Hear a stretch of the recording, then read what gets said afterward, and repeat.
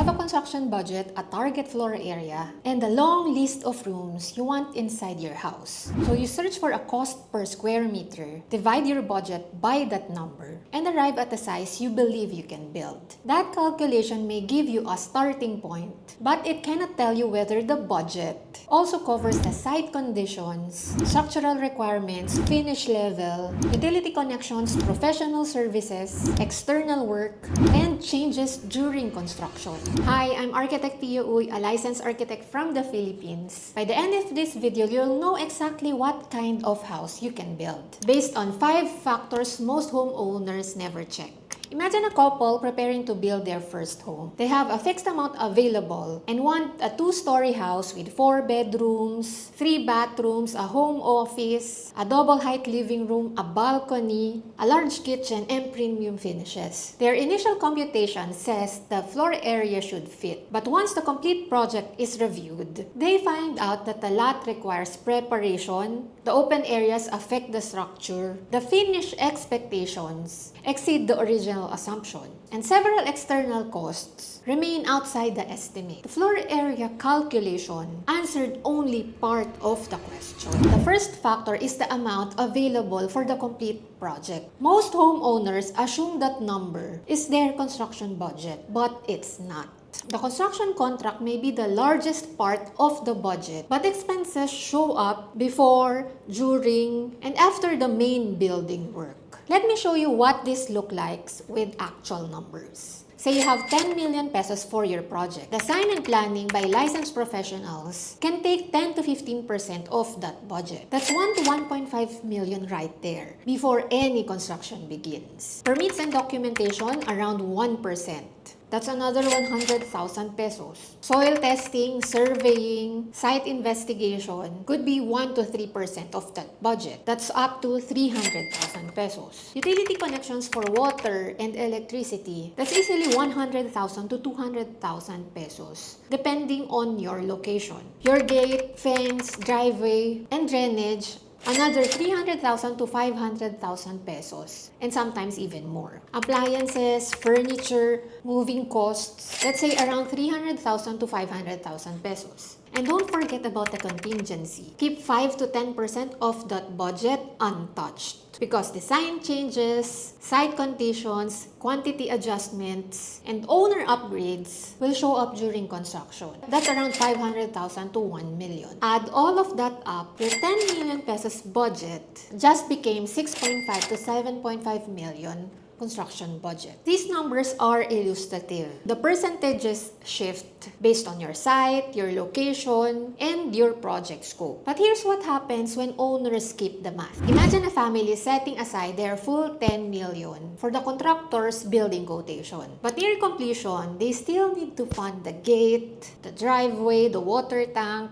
the utility connections, selected appliances, and moving costs. The house is close to completion, but their available cash has already been committed. They don't have enough buffer fund. So before deciding on the house size, do this breakdown first. Separate your complete budget into categories: professional work, site requirements, main construction, owner-supplied items, external work, and contingency. The amount left for the main building may be very different from the figure you first planned to spend. Not everyone knows that your budget is not your construction budget. Factor 2, understand what the site requires. The second factor is the site. The same house can require a different budget depending on where and how it will be built. Picture 2 families planning houses with similar floor areas. The first lot is relatively flat and accessible. The second lot is sloping, requires retaining work, has limited delivery access, and needs a longer utility connection. The floor areas may be similar, but the cost required for the building itself becomes different. Review the lot scope, the ground conditions, drainage, flood exposure, existing structures, trees, debris, road access, utility availability, and distance from suppliers. Some sites require filling, excavation, retaining walls, temporary access, or additional drainage. These expenses may not create additional indoor space, but they remain necessary for the project to proceed safely safely and properly. Location also affects material delivery, labor access, weather exposure, and construction logistics. Before committing to a target floor area, ask which site conditions require preparation, protection, access provisions, drainage, or additional structural work. Factor 3.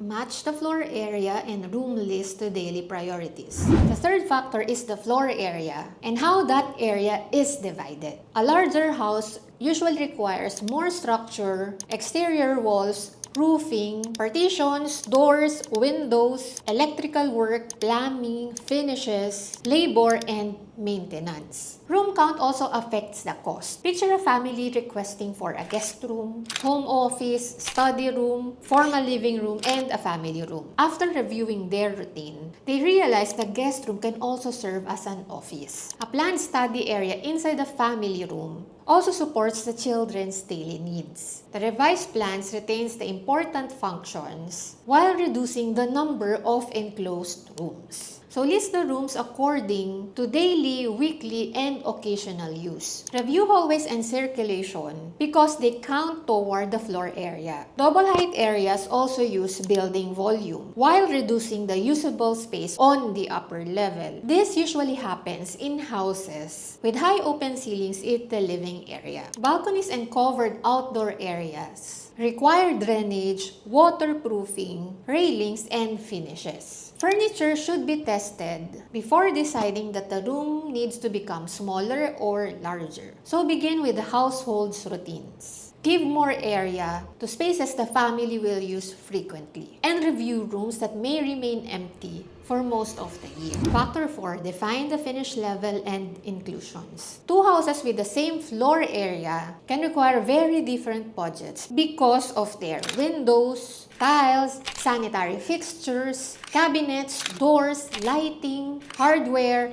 roofing, counters, and exterior finishes. Picture a couple whose initial estimate assumes practical standard finishes, but their reference images show large windows, extensive built-in cabinetry, stone counters, large format tiles, concealed lighting, custom metalwork, and detailed exterior cladding. The desired floor area may fit the early estimate, but the finished expectations create a different project. Descriptions such as basic, mid-range, and premium are too broad for detailed planning. Owners need actual samples of the products, sizes, materials, and level of customization they expect. Large format tiles may require a different preparation and installation. Custom doors, windows, cabinets, and metalwork involve fabrication and coordination. Imported or special order products may create longer lead times and replacement problems. The installed cost also includes labor, accessories, trims, adhesives, hardware, wastage, and supporting work. Prepare a finished reference before relying heavily on early estimate. The design team needs to understand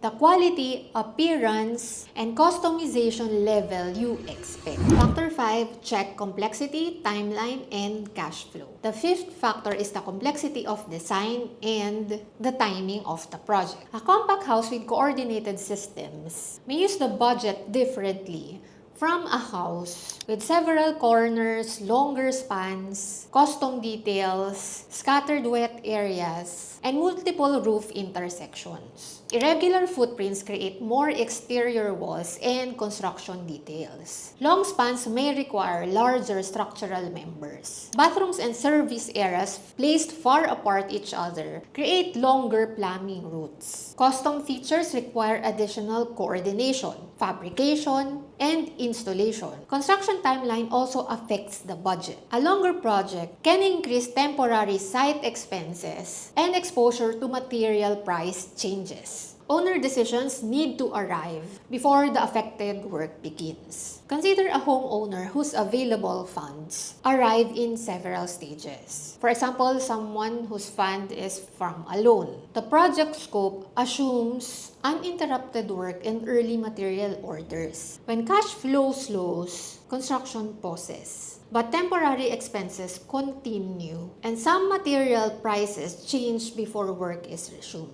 The total project may fit the owner available funds, but the timing of those funds does not match the construction sequence. Make sure to review the design complexity, payment schedule, construction timeline, and timing of available money together. And keep a contingency fund available. Optional features may also move into a properly planned future phase. After reviewing the complete budget, site, floor area, finish level, complexity, and timing, create more than one project scenario. The first scenario protects the floor area where the target size remains, while the building form becomes simpler. The room count is reviewed, and the finish level becomes more controlled. The second scenario protects the finish level, where the owner keeps the preferred materials, cabinets, windows, and important features while reducing the floor area and prioritizing the rooms used most often. The third scenario protects the long-term vision.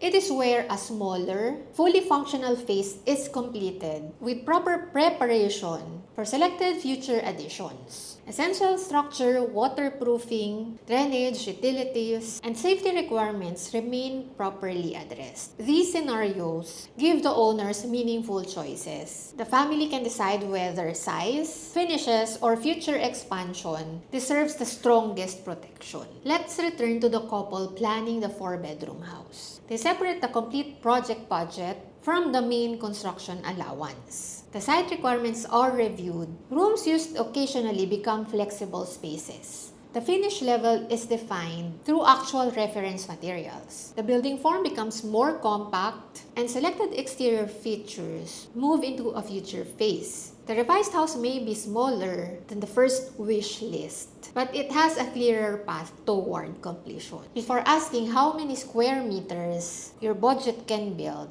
define what the budget needs to cover. Start with the complete amount available. Set aside the site and project requirements outside the main building work. List the rooms your household will use most often. Define the expected finish level through actual samples. Review the design complexity, construction timeline, payment schedule, and contingency. Then compare several project scenarios. Your budget may support a larger house with simpler finishes, but a smaller house with more customized features, or a phased project designed around future growth. If you need help checking whether your desired house size, rooms, finish level, timeline, and available budget are aligned, the Build Cost Readiness Check can give you a clearer starting point before detailed design or contractor pricing. You can find the details to that on the description below. Leave a comment with the part you find the hardest to estimate. Is it the house size, the finish level, the site work, the professional costs, or the complete project budget? Don't forget to like and subscribe for more practical guidance from a licensed architect before building.